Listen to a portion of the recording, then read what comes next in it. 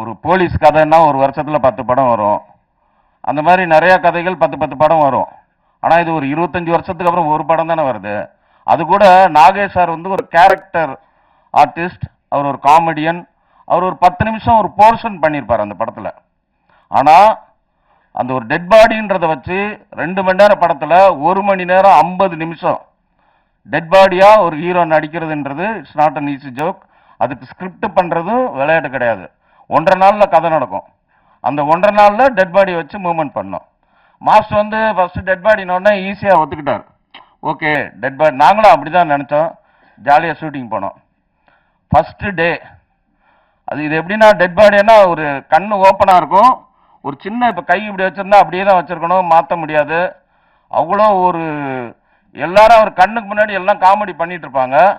ஆனா அவர் வந்து அப்படியே இருக்கணும். அது அவரை பொறுத்தவரைக்கும் ரொம்ப கஷ்டம். அவரு சும்மாவே இருக்க மாட்டாரு, ஏதாவது ஒரு பாடி லாங்குவேஜ் பண்ணிட்டு இருக்கிறவரு.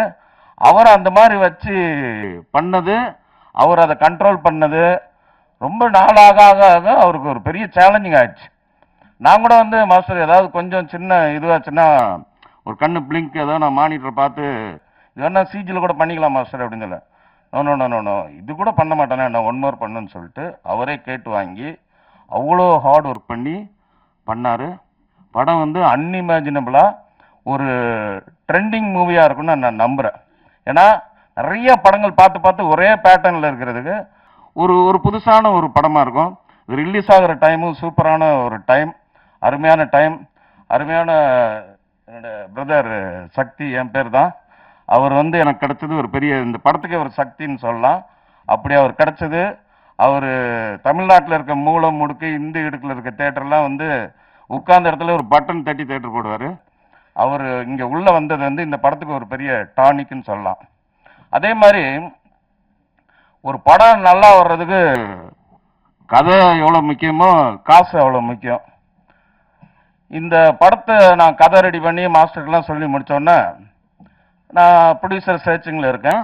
அப்போ வந்து ஒரு நண்பர் வந்து என்னைய பாம்பே கூட்டு போய் ராஜேந்திர ராஜன் சார் இருக்காரு, அவர்கிட்ட நீங்கள் அந்த கதை சொன்னீங்கன்னா கண்டிப்பாக பிரபுதேவ் சார்னா அவர் உடனே படம் பண்ணுவார் அப்படி சொல்லி கூப்பிட்டு போகிறார். சரின்ட்டு பாம்பே போகிறோம். சார் ராஜன் சார் ஆஃபீஸில் போய் மீட் பண்ணுறோம். அவர் ரொம்ப கூலாக, ஐயா எனக்கு படம்லாம் எடுக்கிற ஐடியா இல்லைங்க, எனக்கு இப்போதைக்கு படம் எடுக்கிற ஐடியா இல்லைன்ட்டார். எனக்கு என்னடா அது என்னன்னா, சார் நான் இவ்வளோ தூரம் வந்திருக்கேன், உங்களை பார்க்க தான் வந்திருக்கேன், நீங்கள் கதை கேளுங்க, கதை உங்களுக்கு நீங்கள் அட்லீஸ்ட் ஒரு சஜஷனாவது கொடுங்க. நீங்கள் காமெடி படம், என் படம் நிறைய பார்த்துருக்கேன்னு சொன்னார், இது ஒரு காமெடி படம் தானே, நீங்கள் வந்து கதை மட்டும் கேளுங்க அப்படின்னு கம்பல் பண்ணி கதை கேட்க வைக்க. சரி சார் நான் நைட்டு ஒரு 8-9 மணிக்கு நீங்கள் ரூமில் இருங்க வர்றேன்னு சொல்கிறாரு. அவர் வந்தது அரௌண்ட் 11 o'clock வர்றாரு நைட்டு. பாம்பேயில் நைட்லாம் ஒரு டைம் கிடையாது. ஸோ 11 மணிக்கு வர்றாரு. அவரும் ஒரு ஃப்ரெண்ட்ஸ் எல்லாம் வர்றாங்க. கிட்டத்தட்ட 2 மணிக்கு கதை சொல்லி முடிக்கிறேன். நானும் ஒரு வெறித்தனமாக நம்ம ஒரு இடத்துக்கு வந்திருக்கோம், ஒரு கதை சொல்ல வந்திருக்கோம், அவரை இம்ப்ரெஸ் பண்ணிடணும்னு சொல்லிட்டு கிட்டத்தட்ட ஒரு 3 hours ஒரு படம் பார்க்குற மாதிரி ஷார்ட்டாக சொல்கிறேன். அவர் என்ஜாய் பண்ணி சிரிச்சிட்டார். ஒரு 3வது சீன்லேருந்து சிரிக்கிறார்.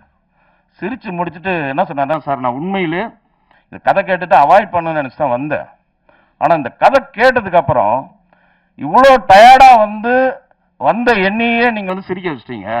இப்போ தேட்டருக்கு வர ஆடியன்ஸ் ஃப்ரெஷ்ஷாக வருவாங்க, இந்த சிரிப்பு ஆடியன்ஸ் சிரிச்சிட்டாங்கன்னா இந்த படம் டெஃபினட்டாக ஒர்க் ஆகும், நான் இந்த படம் பண்ணுறேன் சார்னு சொல்லி எனக்கு இந்த நடுராத்திரியில் சுதந்திரம் கிடைச்ச மாதிரி நடுராத்திரியில் இந்த ப்ராஜெக்ட் வந்து கமிட் ஆச்சு. அன்னையிலேருந்து அந்த செகண்ட்லேருந்து கிட்டத்தட்ட 2 years கேட்டதும் கொடுப்போனே கிருஷ்ணா கிருஷ்ணான்ற மாதிரி நான் கேட்காமலே இந்த படத்துக்கு நிறைய விஷயத்தை அள்ளி கொடுத்தவர் ராஜேந்திர சார். நான் இந்த ஆர்டிஸ்ட் சொல்லுவேன், யோகி பாபு வேணும்னா வச்சுக்கலாம் சார், இல்லை ஆல்டர்னேட்டிவ் ஏன் வேணும்னா வச்சுக்கோங்க சார். ஒரு படம் நம்ம எடுத்தோன்னா ஜெயிக்கணும். நான் என்னோட தொழிலில் கிங்கு, அவரோட ஃப்ளாட் பிஸ்னஸில் அவர் கிங்கு. நான் சினிமா எடுத்தேன்னா நான் அதில் கிங்காக இருக்கணும், ஜெயிக்கணும். ஃபர்ஸ்ட் ஜெயிக்கிறதுக்கு நீங்கள் கதை நல்லா சொல்லிட்டீங்க, அப்போ நான் செலவு பண்ணாதான் படம் நல்லா வரும்னு சொல்லிட்டு இந்த கதை வந்து கொடைக்கானல்ல குற்றாலத்தில் நடக்கிற மாதிரி கதை. அவர் நினைச்சிருந்தா ஏங்க இது மெட்ராஸில் நடக்கலாம், பாண்டிச்சேரியில் நடக்கலாம்னு சொல்லலாம், சொன்னா கூட நான் மென்டலாக செட் ஆயிடுவேன். ஆனால் இல்லை, நம்ம என்ன சொன்னமோ அதை தாண்டி செலவு பண்ணி சாங்ஸ் கூட அதே மாதிரி நம்ம கேட்டதுக்கு மேலேயே அவர் பண்ணதுனால தான் இன்னைக்கு இந்த படம் இவ்வளோ சிறப்பாக வந்திருக்குன்னா கதை மட்டும் கிடையாது, அவரோட இன்வெஸ்ட்மெண்ட், இந்த ப்ராஜெக்டை அவர் லவ் பண்ணது, அவரோட ட்ரஸ்ட் சாங் வந்து ரெக்கார்ட் பண்ணிட்டோம்.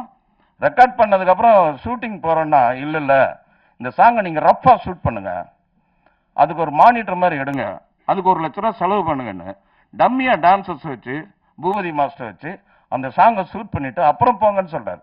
இந்த மாதிரி ஒரு ப்ரொடியூசர் எனக்கு தெரிஞ்சு, எனக்கு ஒரு என்கரேஜ் பண்ணுற ஒரு ப்ரொடியூசர் இதான் எனக்கு தெரிஞ்சு ஃபர்ஸ்ட் டைம். Thank you sir.